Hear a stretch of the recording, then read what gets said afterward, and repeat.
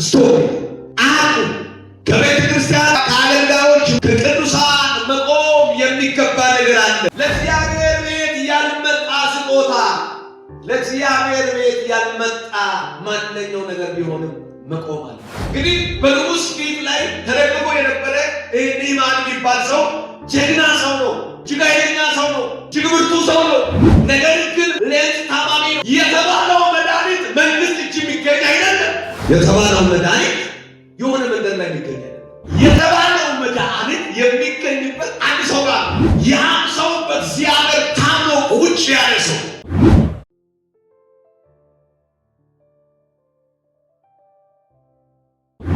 ካገለገልኩት በኋላ የመጣ የሚሰጥ ነበርና ሪሴ አቁም ይላል።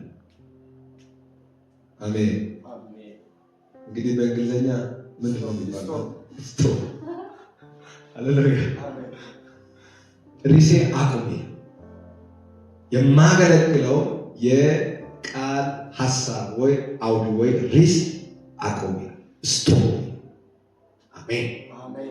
ከኔ ጋር ይሄን ወርድ የት ላይ እናገኛለን?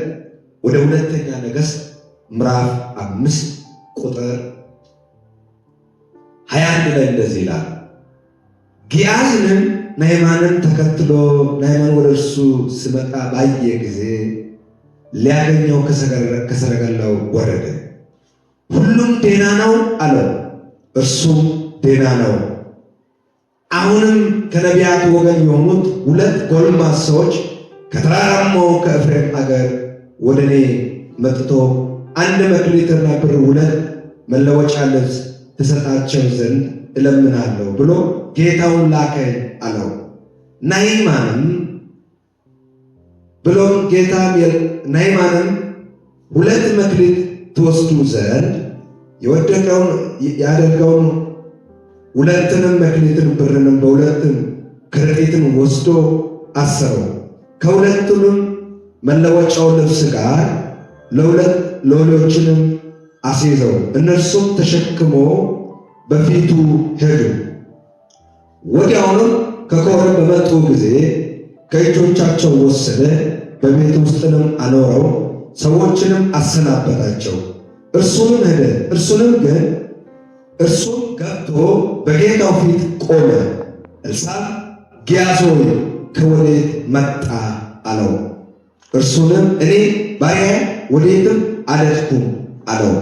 እርሱንም ያ ከሰረገላው ወርዶ ልቀበል በተመለሰ ጊዜ ልቢ ካንተ ጋር አልሄደምን እያለ ይቀጥላል። ዋናው ወርዱ ግን ማወራው ዋናው ሐሳብ ግን ጊያዝንም ናዕማንን ተከትሎ ናዕማንን ወደ እርሱ ሲቀርብ ባየ ጊዜ ሊያገኘው ከሰረገላው ወረደ። ሁሉም ደህና ነውን? ሰላም ነውን? በሰላም መጣልን? እያለ መጠየቅ ቀጠለ። እንግዲህ ሪስ ምን ይላል? አቁም። ስቶፕ። አቁም። መቆም የሚገቡ ነገሮች አሉ። ይቁም። ከቤተ ክርስቲያን መቆም የሚገባ፣ ከአገልጋዮች መቆም የሚገባ፣ ከቅዱሳን መቆም የሚገባ ነገር አለ። ይቁም። አንድ ሰው ከኔ ጋር ጮክ አድርጋችሁ ይቁም በሉ። ከኔ ጋር መቆም አለበት። የሆነ ነገር መቆም አለበት። እስታክ አድርጎ መቆም አለበት። ከሁሉ ጫንቃ መቆም አለበት። ያውላችሁ እንደዚህ ብዬ መዘገብኩን ልጻፍኩን። ለእግዚአብሔር ቤት ያልመጣ ስጦታ፣ ለእግዚአብሔር ቤት ያልሆነው፣ ለእግዚአብሔር ቤት ያልመጣ ስጦታ፣ ለእግዚአብሔር ቤት ያልሆነው ስጦታ መቆም አለበት። ለእግዚአብሔር ቤት ያልመጣ ስጦታ፣ ለእግዚአብሔር ቤት ያልመጣ መዝሙር፣ ለእግዚአብሔር ቤት ያልመጣ ክብር፣ ለእግዚአብሔር ቤት ያልሆነ ነገር መቆም አለበት። በቃ ይቁም። ይህ ክብር ለእግዚአብሔር ቤት አይደለም። ይህ ስጦታ ለእግዚአብሔር ቤት አይደለም። ይቁም በሉ እባካችሁ። አቁመው። በሕይወት ላይ አቁም። ለእግዚአብሔር ቤት ያልመጣ ስጦታ፣ ለእግዚአብሔር ቤት ያልመጣ ማንኛው ነገር ቢሆንም መቆም አለበት። እግዚአብሔር ዛሬ እንደዚህ ብሎ ይናገርላችኋል። ምኑን ይቁም። ወርዱ እጅግ ቀላል ወርዱ የሚከብድ ወርድ አይደለም ማለት ይቁም። በመንገድ ላይ ይቁም፣ በትዳር ላይ ይቁም፣ ያለ እግዚአብሔር መከበር መሯሯጥ ይቁም። የሚገርም ነገር ነህምያን ይዞ ያመጣው ስጦታ ለእግዚአብሔር ቤት የሚሆን አይደለም። ይዞ የመጣው ስጦታ ለእግዚአብሔር ቤት ለክብሩ የሚሆን ነገር አይደለም። ይህንም አረጋግጦ ያውቅ ነበር ኤልሳዕ። ስጦታው ለእግዚአብሔር ቤት እንደማይሆን አረጋግጦ ያውቅ ነበር። ማን? ኤልሳዕ። ስጦታው የእግዚአብሔር ቤትን የሚመጥን እንዳይደለ ያውቃል። ምክንያቱም ለምንድን ነው? እነሱ ተሸክሞ ወርቅ፣ ብር፣ ልብስ ይዞ ያመጡት ስጦታ ለምንድን ነው ለእግዚአብሔር ቤት የማይሆነው ካላችሁ፣ ስጦታው የመጣበት ለእስራኤል ንጉሥ ነው እንጂ ከሶሪያ አገር ተጭኖ የመጣው ስጦታ ለእስራኤል ንጉሥ ነው አይደል? እንግዲህ ስለ ነህምያንም ስለ ጊያዝም ስለ ኤልሳዕም ታውቁታላችሁ። እንግዲህ በንጉሥ ፊት ላይ ተደግሞ የነበረ ነህምያን የሚባል ሰው ጀግና ሰው ነው። እጅግ ኃይለኛ ሰው ነው። እጅግ ብርቱ ሰው ነው። ነገር ግን ምን ይቸገረው ነበረ ነው የሚለው ቃሉ። በሽታ ነው። ለእጽ ታማሚ ነው። ለእጽ በሽታ ያሰቃየው ነበረ ነው የሚለው። ከዚህ የተነሳ አንድ ከእስራኤል አገር ተማርካ ሶሪያ ሀገር ላይ ያለችው አንድ ብላቴና ምን ትላለች? ይሄ ጌታው እኮ ትላለች። ነህምያንን ትላለች፣ ይሄ ጌታው እኮ እስራኤል ሀገር ቢሄድ ከዚህ በሽታ የሚፈውስ የእግዚአብሔር ሰው አለ። በእስራኤል ሀገር ላይ መድኃኒት አለ። ለዚህ ሰው የተባለው መድኃኒት መንግስት እጅ የሚገኝ አይደለም። የተባለው መድኃኒት የሆነ መንደር ላይ የሚገኝ አይደለም። የተባለው መድኃኒት የሆነ አውራጃ ላይ የሚገኝ አይደለም።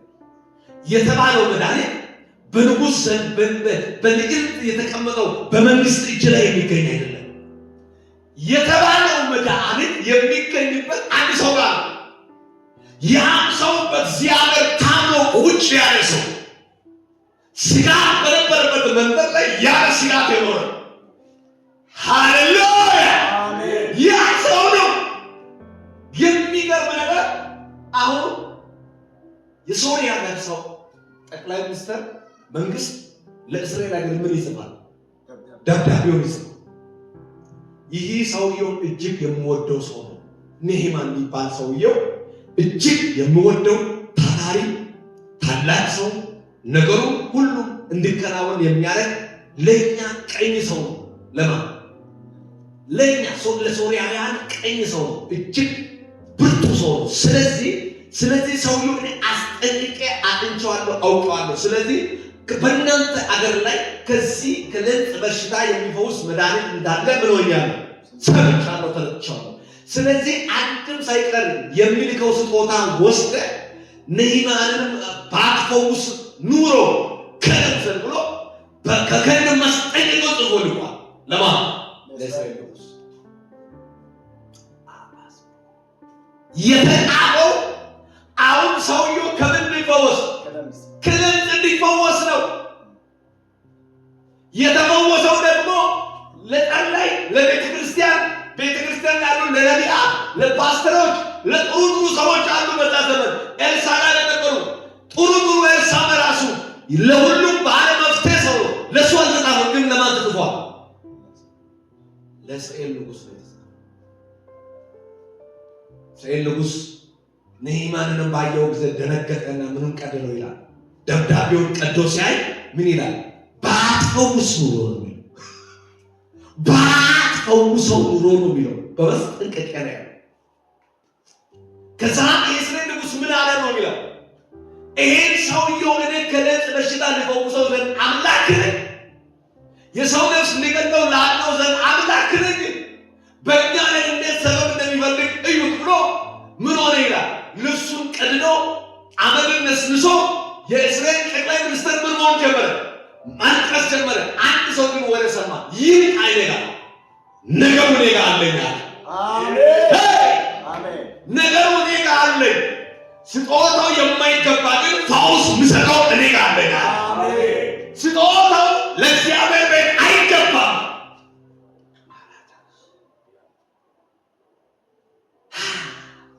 ስጦታው ለማን አይገባም? ለእግዚአብሔር ቤት አይገባም። ንገሩ፣ እሺ ንገሩ። ስጦታው ለእግዚአብሔር ቤት አይገባም። የሚገርም ነገር ይሁን። አሁን ስጦታው ያመጣው ለእስራኤል ንጉሥ ነው እንጂ ከሶሪያ ሀገር ጭኖ አዘጋጅቶ ያመጣው ለእስራኤል ንጉሥ ነው። በእስራኤል ውስጥ ላይ ይሄን በሽታ የሚፈውስ አምላክ አለ ተብሎ መጥቶ ስጦታው ለማን ይዞ ነው የመጣው? ማን አለ ተብሎ? የሚፈውስ አምላክ አለ፣ ከበሽታው ነፃ የሚያወጣ አምላክ። መምጣት የነበረበት ስጦታ ለማን ነው? ለቸርቹ ነው፣ ለአምላክ ነው። የት አለ የሚፈውስ? ፈውስ ያለበት ከነጽ መቶ እንደዚህ መሆን ነበረበት። መቶ አሁን ትዝላችኋል። አንደኛ ሳሙኤል ላይ እስራኤል ነገር አንድ ነቢይ ነበር። ማን የሚባል? ሳሙኤል የሚባል ትዝላችኋል። ሳሙኤል የሚባል ነቢይ ነበረው እና ይሄ ማን ነው? አህያ የጠፋው ሰውዬ ሰው አህያው ጠፍቶ ፈልጎ ካጣ በኋላ አንድ ቃል ነው የተናገረው። እዚህ ከተማ ውስጥ ታዋቂ ፈመስ የሚናገር ነቢይ ማን ነው ብሎ ሰው ጠየቀ። ሰው ደግሞ ምን አለ? አንድ ሳሙኤል የሚባል ቁጭ ብድግ አድርጎ የሚያወራ ሰው አለ። የት ይገኛል? የሚገኝበት ሁሉ ከማን ጠየቀ? ከሰው ጠየቀ። ከዛ ነቢዩን ምን ለመጠየቅ ነው? አህያዋን ስለ አህያ መጠየቅ ነው። ይህን ነህምያንም ስመጣ መምጣት አለበት። እንግዲህ ከዚህ በሽታ የሚፈውስ አምላክ አለ ስለተባለ ማን ነው እግዚአብሔር የሚጠቀመው? ምን አይነት ነቢይ ነው? የት አገር ነው ያለው? የት ቸርች ውስጥ ነው ያለው? በየትኛው አቅጣጫ ውስጥ ነው ያለው ብሎ ጠይቆ ነቢዩን መፈለግ ነበረበት። ግን ማን ፈልጎ ነው ሄደው? የእስራኤል ንጉሥ። እስራኤል ንጉሥ መካከል ግን ምን የለው? መፈወስ አይደንቲቲው ፈውስ የለው። ስጦታም ይዞ ያመጣ ነህምያን ለማን ነው? ለእስራኤል ንጉሥ ነው። መልእክት አለ። ስጦታው ለእግዚአብሔር ቤት አይገባ። የማይገባ ስጦታ ይዘህ እግዚአብሔር ቤት አትምጣ። አይገባ። የሚገርም ነገር ይሁን። ራሱ ስጦታው እንደማይገባ ኤልሳዕ ያውቅ ነበር፣ አረጋግጦ ያውቅ ነበር። ጭኖ ያመጣው ሁሉ ለእግዚአብሔር ቤት ሳይሆን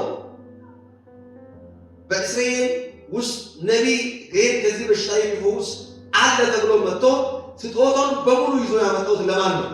ለንጉሱ። በሙሉ ይዞ ያመጣው። የሚገርም ነገር በዛ ዘመን በመንግስት ስም የመጣ ማንኛው ስጦታ ወደ እግዚአብሔር ቤት ማስገባት ሆነ መቀበል ሆነ በሕግ የተከለከለ። አሁን ሌላ ስጦታውን ይዞ ሲመጣ በማን ስም ነው ያመጣው? በመንግስት። ለማን ነው መስጠት? ለእስራኤል ንጉሥ ይሰጥ። ከዚህ ለዚህ ከተፈወስኩኝ በኋላ ምን ልስጥ? ስጦታውን ልስጥ ተብሎ ነው ስጦታውን ተሸክሞ ያመጣው። ግን በዛ ዘመን አንድ ይባል ያለው ግን እንደዚህ ነው። በመንግስት ስም የመጣ ስጦታ ወደ እግዚአብሔር ቤት ሆነ ወደ ሌላኛው ማንኛው ነገር ውስጥ ማስገባት በሕግ የተከለከለ። ይሄንም ኤልሳዕ አረጋግጦ ያውቃል። የመጣው በማን ስም ነው? በመንግስት በእስራኤል መንግስት ስም ነው የመጣው ስጦታው እንጂ ከዚህ ዕለት በሽታ የሚፈውስ አንድ ነቢይ አለ ለዛ ቤተክርስቲያን ይህ ስጦታ ስጥ አልተባለም። ለማን ነው መስጠት አሁን የሚመጣው? ንጉሥ ነው። ግን በሕግ ላይ ደግሞ የተደረገው ምን አለ? ለመንግስት ብሎ ለዛ ሀገር ገዢ ነው ተብሎ የመጣ ስጦታ ለቤተክርስቲያን አንድ ነገር ልጠይቃለሁ። አሁን ለወላይታ ዞን አስተዳደር ተብሎ የመጣ ስጦታ አንድ ቸርች መግባት ይችላል? ስጦታው ፌደራል መንግስት ለወላይታ ዞን አስተዳደር ብሎ የሆነ መኪና ይገዛ የሆነ ነገር ገዝቶ ቢያመጣ ለቸርች ይሰጣል? እመደቂን እንደዚህ ማለት ነው። እንደዚህ ነው ማለት በንጉስ የመጣ ስጦታ ማንኛው ስጦታ ለማን ነው የሚሆነው? ለዛ ንጉስ ይሆናል እንጂ አካባቢው ላይ ያለው ቸርች ሆነ ነቢያት ሆነ የሆነ ሰው ሆነ መጠቀም መቀበል አይቻልም። ደግሞ ህጉም ይከለክለዋል። ምኑ ይከለክለዋል? ህጉ ይከለክላል። ይሄን አረጋግጦ ማን ያውቃል? እርሳ ያውቃል። መጀመሪያው ስጦታ ለማን አይገባም ብያለሁ? ለእግዚአብሔር ቤት አይገባም። የመጀመሪያው ስጦታ ለእግዚአብሔር ቤት አይገባም ብያለሁ። ሁለተኛስ ስጦታው በመንግስት ስም ስለመጣ መውሰድ መጠቀም ያለበት ማን ነው? መንግስት ነው እንጂ ለቤተ ክርስቲያን ለተለያየ ጥቅም መዋል ህጉ ምን ይሆናል? ይከለክለዋል። ይህን ያለ ይህንም ስለሚያውቅ ኤልሳ ስጦታው ሙሉ በሙሉ ይዘግዳል። እነዚህ ሁለት ነገሮችን ምን ይሆናል? ኤልሳ አውቋል፣ አረጋግጧል። ስለዚህ ስጦታው ሙሉ በሙሉ ይዘግዳል።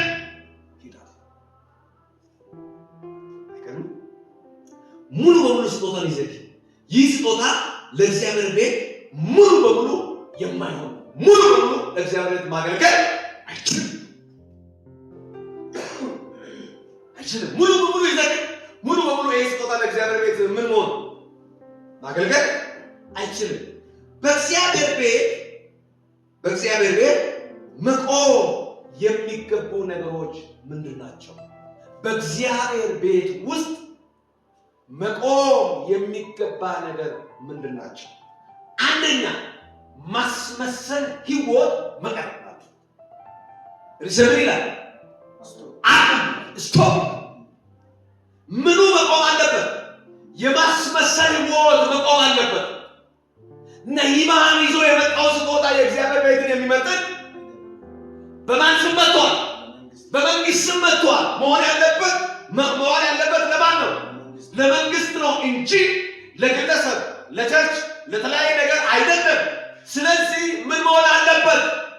መቆም አለበት። በእግዚአብሔር ቤት ውስጥ መቆም የሚያስፈልግ ነገሮች ምንድነው ካላችሁ፣ አንደኛ ማስመሰል መቆም አለበት። እግዚአብሔር ከማስመሰል ህይወት ያውጣችሁ። እግዚአብሔር ይሄ አንቺን ከማስመሰል ህይወት ያውጣሽ። ወንድሞች እግዚአብሔር እናንተን ከማስመሰል አገልግሎት ያውጣችሁ። ከማስመሰል መውጣት። ስለዚህ ማስመሰል የሚቀር ነገር ነህምያን እንደተፈወሰው ምን አለ? ንብረቱን ሙሉ ለማን ሰጠ ይላል? ለኤልሳ ላንተ ይሁን። ይሄን ስጦታ መጀመሪያ ይዤ ለመጣሁት ለማን ነው? ለመንግስት ነበር። አሁን ከዚህ ለጽድቅ ስለፈወስከኝ ለፈወሰው ሰው ሊሰጥ ነው። ይሁን ጋር አልቀበልም። ሙሉ በሙሉ ምን አድርገህ ይዘህ ከዛሬ ቀን ጀምሮ አለ ነህምያን ነው የሚለው። ከዛሬ ቀን ጀምሮ በእስራኤል ውስጥ በሶሪያ ውስጥም ሌላ በኃይል አምልኮ እንዳይመለክ እስራኤል ውስጥ አምላክ አለ ብዬ ለማውራት እንኳን ስጦታዬን ባትቀበልም ከሀገራችሁ ምን ይሸልል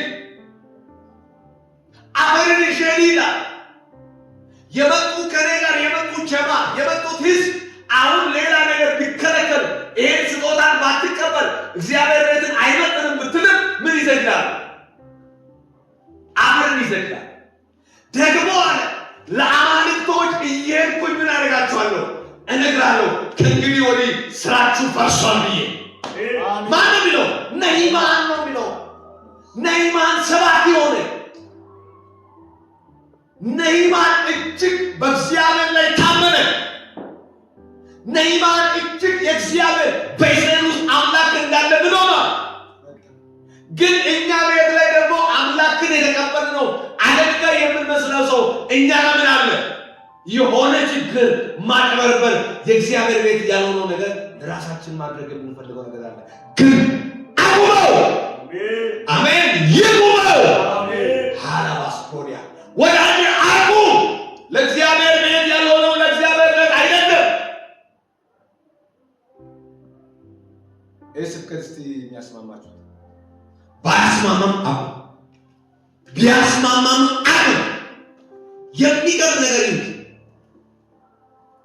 ጊያዝ ለእግዚአብሔር ቤት የተመረጠ በደምሱ ጊያዝ ለእግዚአብሔር ቤት የተመረጠ የእግዚአብሔር ሰውንም ኤልሳዕን የሚያገለግል አገልጋይ ሁል ጊዜ በእግዚአብሔር ፊት የሚኖር እግዚአብሔርን የሚከተል እግዚአብሔርን የሚወድ የእግዚአብሔር ሰው ኤልሳዕን ደግሞ ምን የሚያገለግል አገልጋይ እግዚአብሔርን የሚወድ እግዚአብሔር ሰውንም የሚያገለግል ሁሉ ጊዜ ከቤተ መቅደስ አካባቢ ከመስዋዕት አካባቢ ምን ማለት የማይጠፋ የማይለይ ሰው ደግሞ ናኢማን ተሸክሞ ያመጣ ስጦታው ራሱ ለእግዚአብሔር ቤት እንደማይመጥን አረጋግጦ ያውቃል።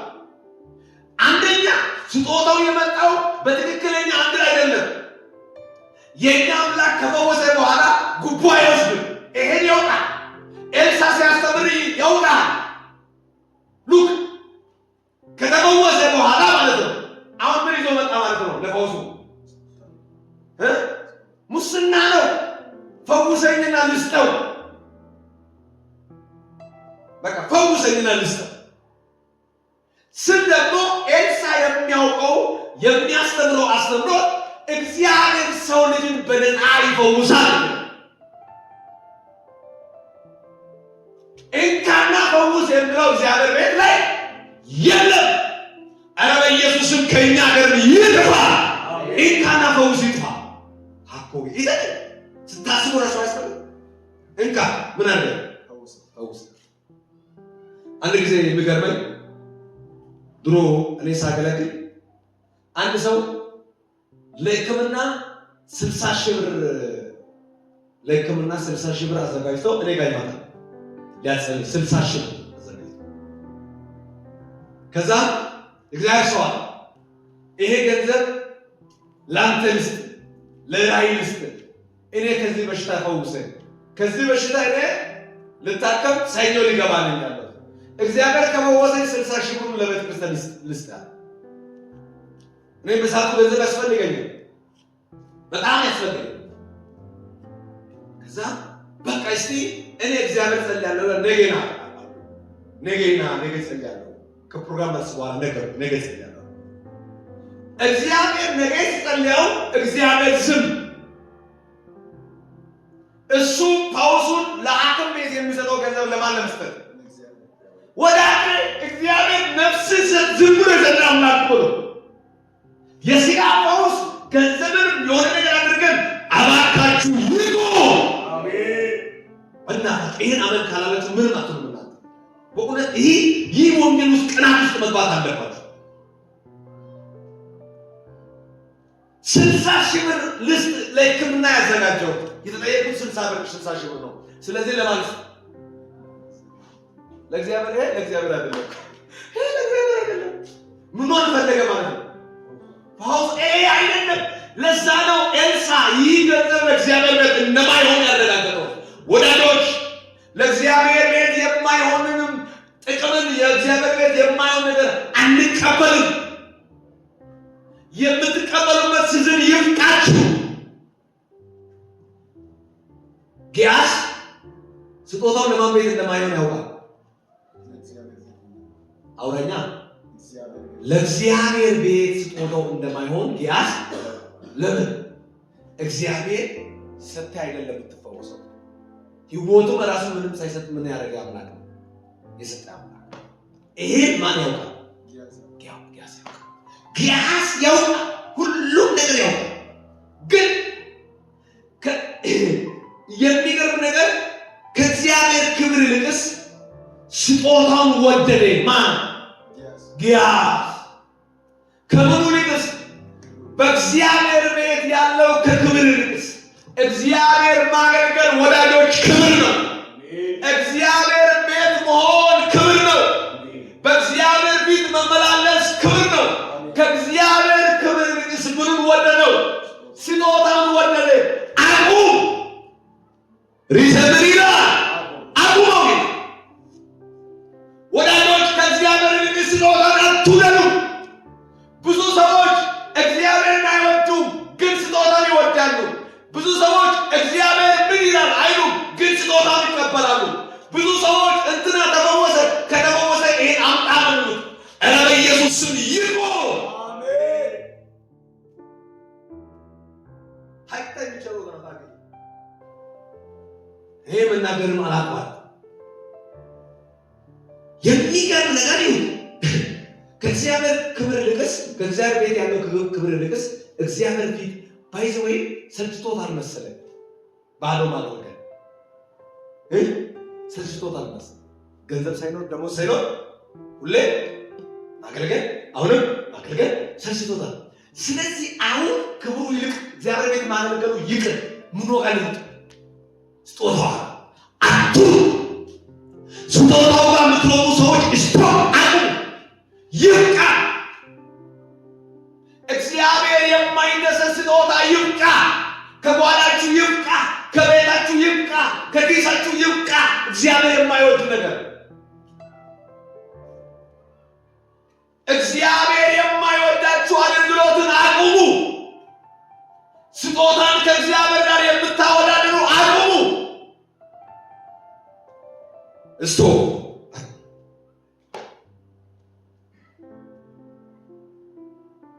እንኳን ይሄ መንገድ ላይ ምልክት የምናገር መኪናው ጋር ስቶፕ የሚለው መኪናው ካየ ምን ይሆናል?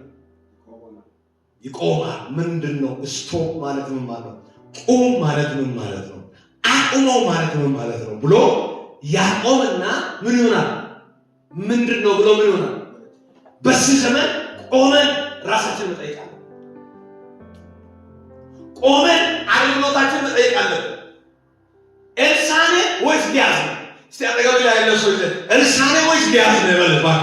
እርሳኔ ወይስ ጊያዝ ነው? በቃ ጠይቆ ዛሬ ጊያዞች ይወጣል። እርሳዎች ደግሞ እግዚአብሔር አረጋግጠው አውቃል። እግዚአብሔር እነ ጊያዝን ያቆማል። አሜን። እግዚአብሔር ይስባመን አላለ በኢየሱስ ክርስቶስም ጊያዝ ይቆማል። አሜን። ከስጦታው ልቅስ ከእግዚአብሔር ልቅስ ስጦታ የሚወድ ለእግዚአብሔር የማይከበር ስጦታ ሲበሉ በዚህ ስጦታ እግዚአብሔር አይከበር በላይ አንስቲ በዚህ ስጦታ እግዚአብሔር አይከበር ና ጊያዝ ምኑን ያውቃል ብያለሁ። ስጦታውን ለእግዚአብሔር ቤት እንደማይሆን ያውቃል። እያገለገለ ሲቆይ ቀልስ አስተምሮ ነበር። ስጦታው ምን እንደማይሆን እግዚአብሔር ቤት እንደማይሆን ሁሉም ነገር ነግሮ ነበር።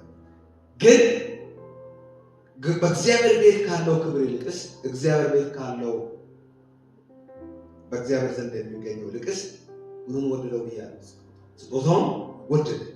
ለእግዚአብሔር ባይሆንም ለኔ ይሆናል ብሎ እግዚአብሔር ከእግዚአብሔር መሰዊያ ቦታ ላይ ጥሎ ሮጠው። ቻንደስን አንደችስን ለእግዚአብሔር ባይሆንም ለኔ ይሆናል። ለማን ባይሆን? ስጦታው ለእግዚአብሔር ቤት በመንግስት ስም የመጣ ለእግዚአብሔር ቤት ማድረግ በሕግም ያስጠይቃል። ግን ምን ብሎ ነው የሚወጣው? ለእግዚአብሔር ባይሆንም ለኔ ይሆናል ብሎ ከእግዚአብሔር መሰዊያት ቦታ ጥሎ እግዚአብሔር ከሚጠብቅበት እግዚአብሔር ከሚያገለግልበት ቦታ ጥሎ ሮጠው ወደ ስጦታው ጋር የት? ስጦታው ጋር።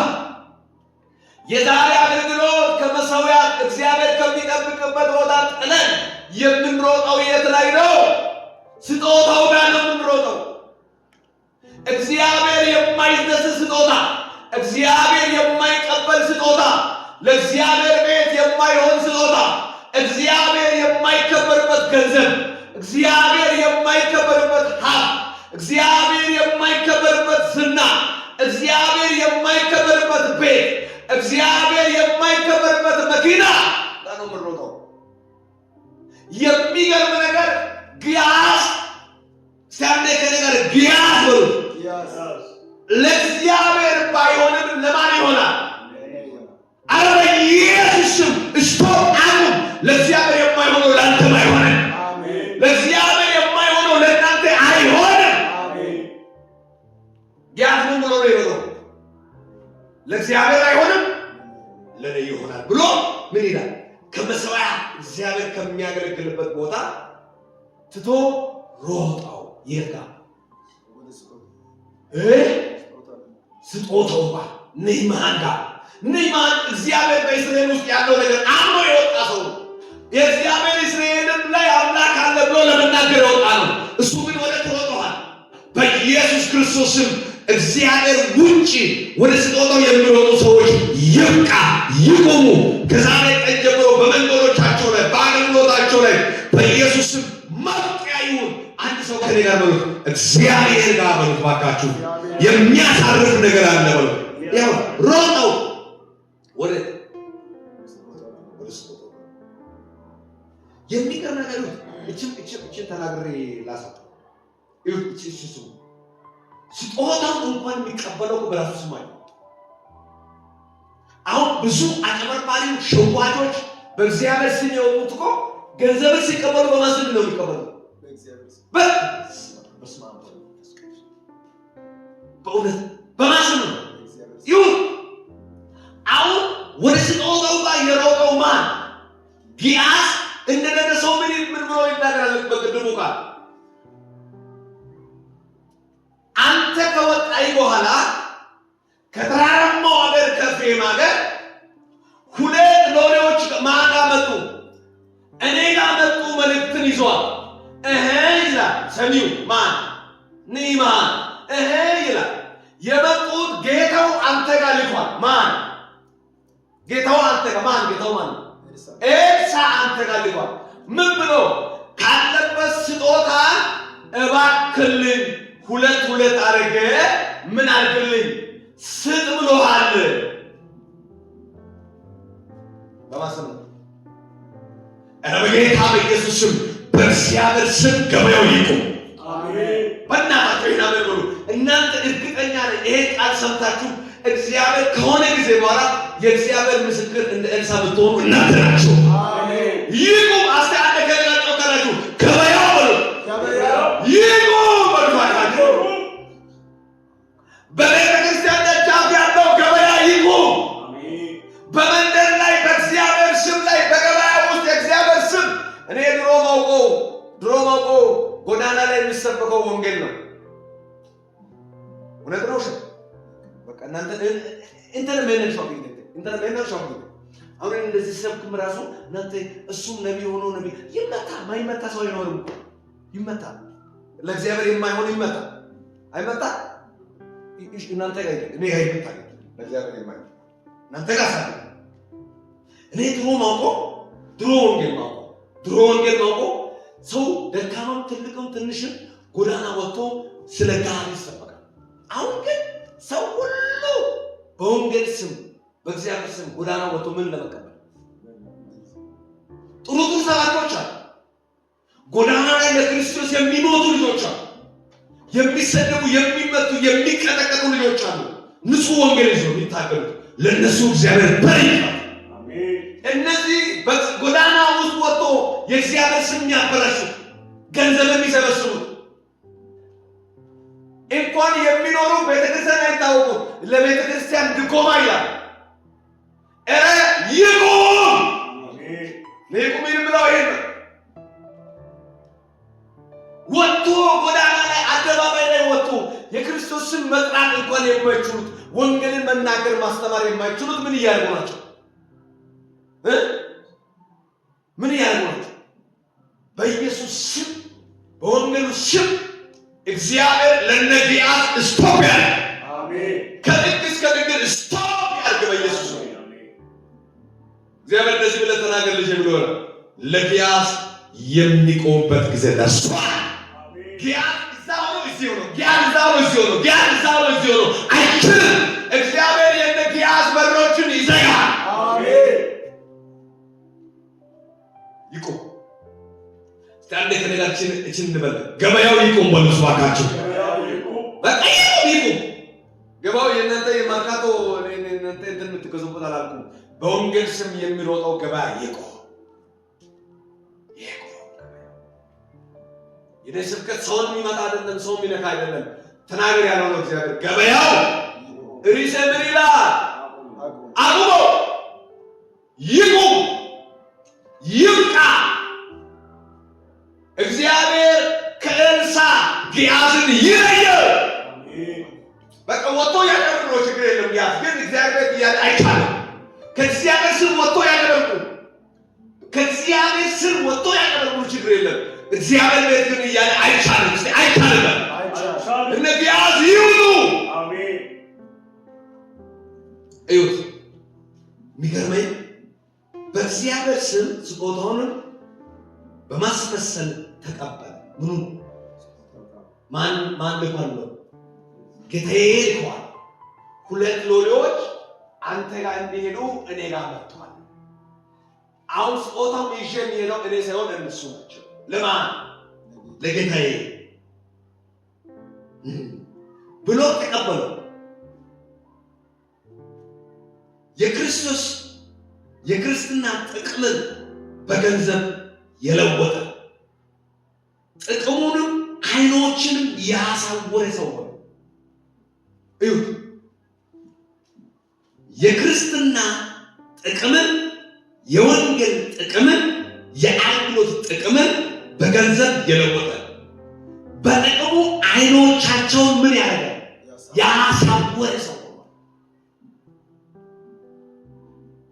በማሰብ ትዝላቸው አንድ ጊዜ ትዝላቸው እቺን ቃል ኢየሱስ ክርስቶስ ወደ ቤተ መቅደስ ሲመጣ ወንስ ወንጌል ላይ ወደ ቤተ መቅደስ ሲመጣ ቤተ መቅደስ የሞላ ካህናት፣ ቄስ፣ አገልጋዮች፣ ፓስተሮች እንደ ዘመኑ አይነት ነቢያትን ቤተ መቅደስን ከጥግ እስከ ጥግ ምን አደረጉ ይላል?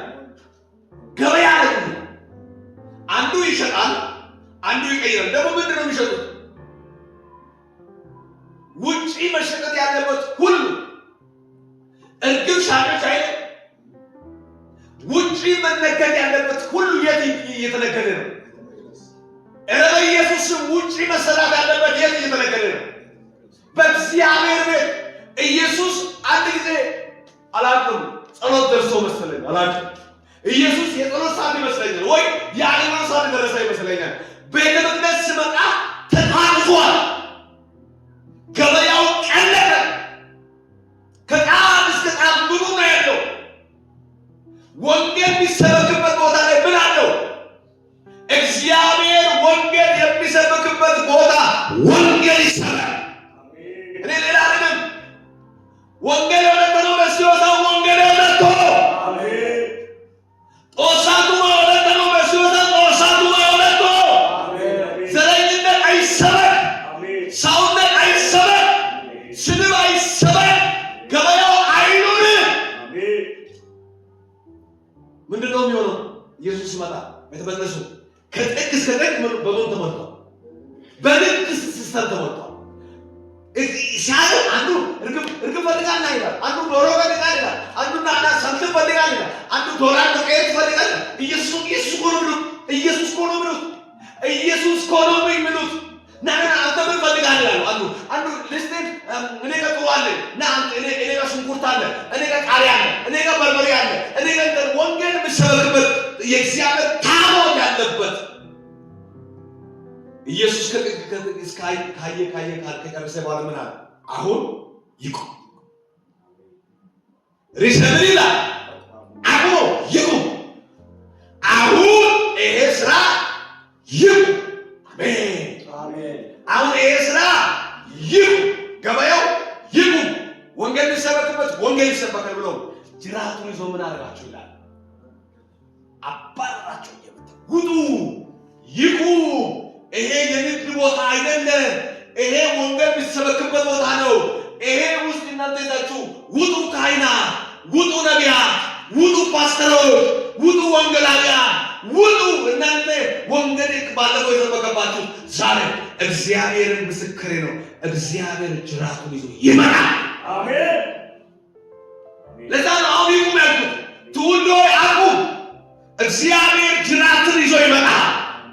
ዝም ያለው እግዚአብሔር ዝም ሊል አይደለም። ወንጌል ሲሰበክ ዝም ያለው እግዚአብሔር ዝም ሊል አይደለም። እግዚአብሔር ቃሉን ሊጠብቀው ይመጣል። አሜን። እግዚአብሔር ነቢዩን ያከብራል አልኩ።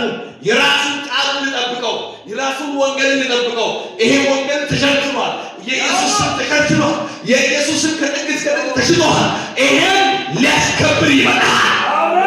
ነቢይ አላልኩም፣ ቤተክርስቲያን አላልኩም፣ ነቢያትን አላልኩም። እግዚአብሔር ይሄን ወንጌል እንዲረዱ ያደረጉትን ከቤተ መቅደስ ያወጣል። አይሸጥም። ትንቢት ጳውሎስ አይሸጥም። በነፃ እኔ ያልኩት ደግሞ እናንተ ሌላ ምን ብዬ ነው? በቤተ ክርስቲያን ውስጥ መቆም የሚገባቸው ነገሮች አንደኛ ምን ብያለሁ? ማስመሰል ወጥ። ሁለተኛ ተናግረን የክርስትና ካባ ይቅ እቺ ከያቁስ እንዴት ታጣለች እንደ ማር ማድረግ እስቲ የክርስትና ካባ ዙዙ የክርስትና ካባ እስቲ የክርስትና ካባ ምን አይነት ነው? የክርስትና ካባ ክርስቲያን ውስጡ ክርስቲያን አይደለም፣ ግን ምን አለ? ካባ። ማቴዎስ ወንጌል ኢየሱስ ሲያስተምር በግ መስሎ የሚመጡት ምኖች ተኩላዎች ናቸው። ግን ምን ይመስላል? በግ ይመስላል። ላይ ቆዳቸው ምንድን ነው? በግ ነው። ግን ውስጣቸው ምንድን ነው? ተኩላ ናቸው። አሁን እግዚአብሔር በቤተ ክርስቲያን ዘንድ ማቆም የሚገባው ነገር ሁለተኛ ምንድን ነው? የሃይማኖት ካባ። አሁን የሚያገበሩት ሆነ አስመሳዮች ሆኑ እንደ ዲያና ሰዎች ሆኑ በማስብ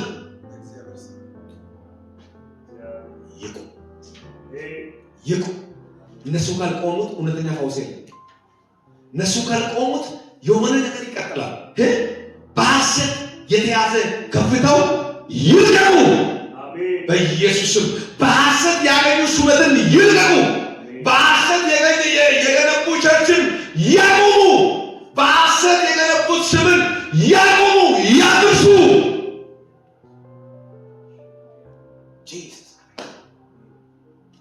ይቁም።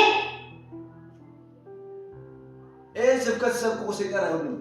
እቺ ዓለም አትወድም። ለምን ሲስተም ውስጥ አትገባም ትላለች። ግን ልንገራችሁ፣ እግዚአብሔር ምስክሬ ነው። ከሌላ እንስማማ። በሐሰት ያዙት ከፍታ ይለቀቃል። በሐሰት ያዙት መኪና ይለቀቃል። በሐሰት ያዙት ቸርቾችን ይለቃሉ። ቤተክርስቲያን የእግዚአብሔር ነው እንጂ የባለራዕይ አይደለም። ቤተክርስቲያን የእናንተን አይደለም፣ የአየለ አይደለም፣ የበቀለ አይደለም፣ የአልማዝ አይደለም፣ የነቢዩ አይደለም። ቤተክርስቲያን የእግዚአብሔር ናት።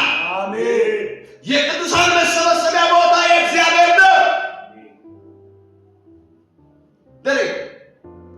ገበያ ውስጥ እንኳን ሟርት ሲሰራ፣ ገበያ ውስጥ እንኳን የድሃን እንባ ሲፈስ እግዚአብሔር አይቶ አንድ ጊዜ ገበያ ያቃጥላል። የእግዚአብሔር ነገር ዝም ይላል። የሐሰተኞች ከፍታ በኢየሱስም በሐሰት ያሉት ከፍታ ይለቀቅ። አሜን። ወይስ በከኔ ጋር መራራ በሐሰት ያሉት መኪና ይልቀቁ። አሜን። ወይኔ የሐሰተኞች መንደር እግዚአብሔር ይበትናቸው። አሜን። ይሁት ጊያዝ ምኑን ይዞ መጣ ይላል? ስጦታውን ከማን ከነኢማን ስጦታውን ይዞ መጣ።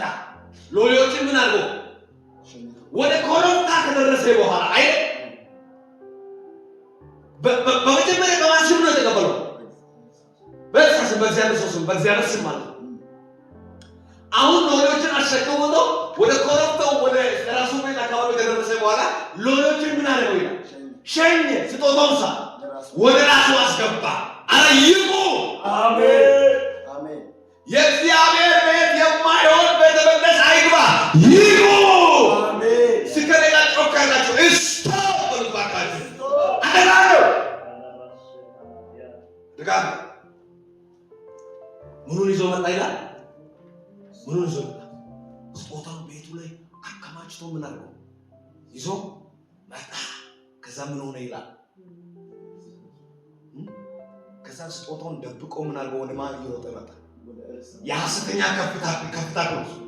የሐሰቶች ከፍታ ነው። በኢየሱስም አቀብሮ ገዝቶ እኔ የገዛው መኪና ይለቀቃል ማለት ኦሲበዮ ማለት ነው። ታረጋግጬ ነው ትንቢት ሰምቼ አሁን ጠዋት ካገለገልኩኝ በኋላ እግዚአብሔር ይሄን መልእክት ተናገር ብሎ ሰጠኝ። አሁን ጽፌ እግዚአብሔር ምስክሬ ነው። ንገራለ መኪና በሐሰት በእግዚአብሔር ስም እንትን የሆነ ሱቁ በእግዚአብሔር ስም የሆነ ነገር በእግዚአብሔር ስም ሁሉም ነገር በእግዚአብሔር ስም ስቅ ብሎ እንዴት ነው እግዚአብሔር ይመስገን እኮ ይላል። እግዚአብሔር ይለቃል። አሜን። ስለናት ይለቃሉ በለው ይላል። ይለቃሉ እነማን ነጊያሶች ነጊያሶች አንቆተን ጎኖ አይሲ ቢቾስ አንቆ ወልቀፋክ አይተ ሲውራ ሰንተ ሰው ማለት አንቀሽ ይላል። ጊያሶች ቢዳለ ጊያሶች ጊያስ ለለ ስለሞተ እሱም ቢኖር እኛ ማለት ይሁ ሙሉ በሙሉ ጊያስ የሄደበት መንገድ ለእግዚአብሔር የማይመችበት መንገድ ሙሉ በሙሉ ጊያስ የሄደበት መንገድ ስሙት። በእግዚአብሔር ስም እያጨበረበረን የሄደበት መንገድ ሙሉ በሙሉ እግዚአብሔር የሚቀበል መንገድ አለ። እሺ ቤተ መቅደሱ ላይ ያለው ሕዝብ ሲያወጣ ያስቀረው ነገር ነበረ። ሙሉ በሙሉ ነው ከነ ኮተቴው ከነ ተቆጣጭ ይመምራል። ሰውን አስቀረ እንትኑን ይበትናል። ሰዎችን ግን ምን ያደርጋል? እየመታ የአባቴ ልጅ ቅናት ምን ያደርጋል?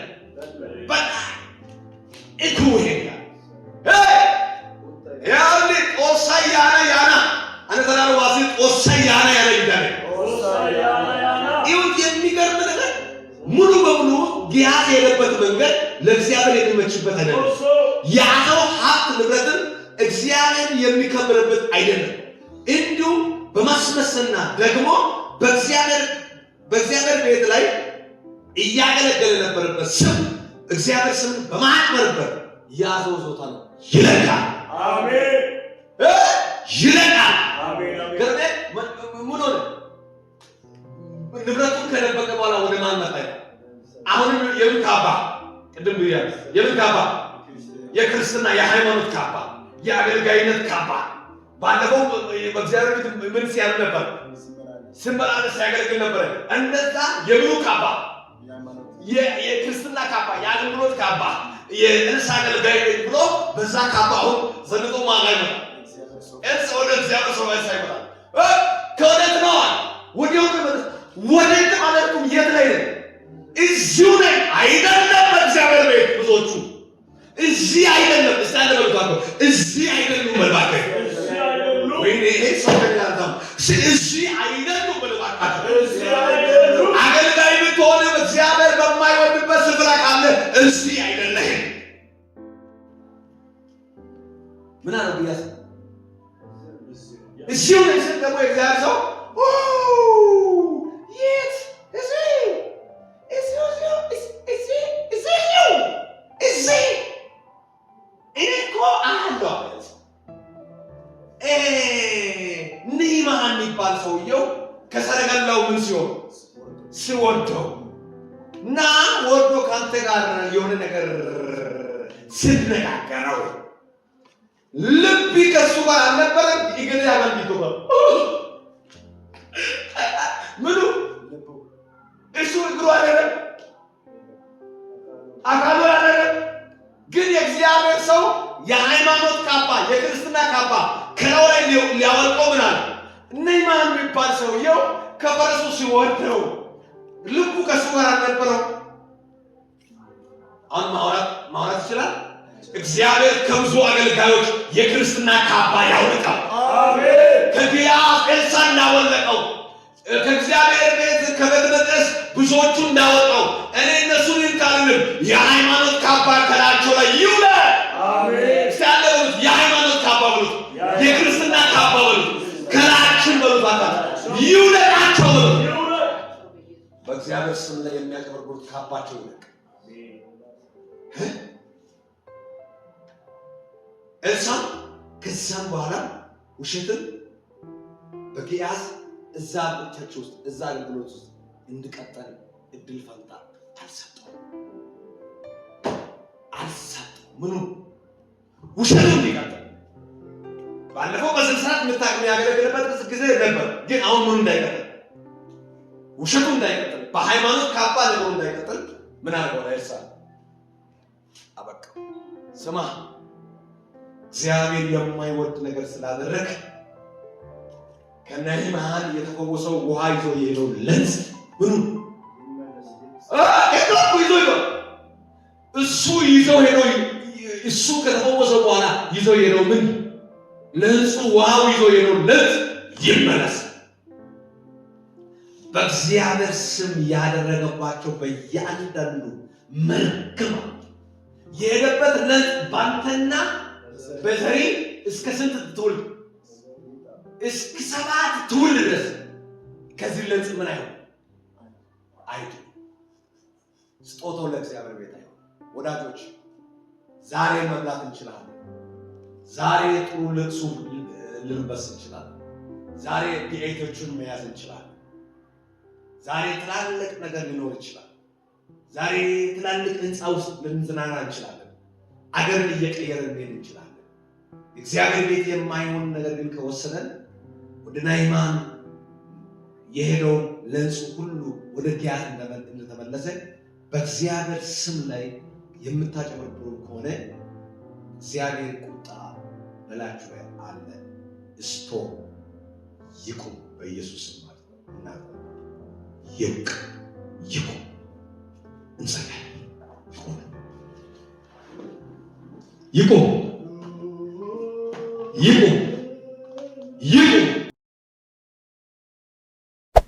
Hey there. Subscribe to my channel. And also press this bell icon.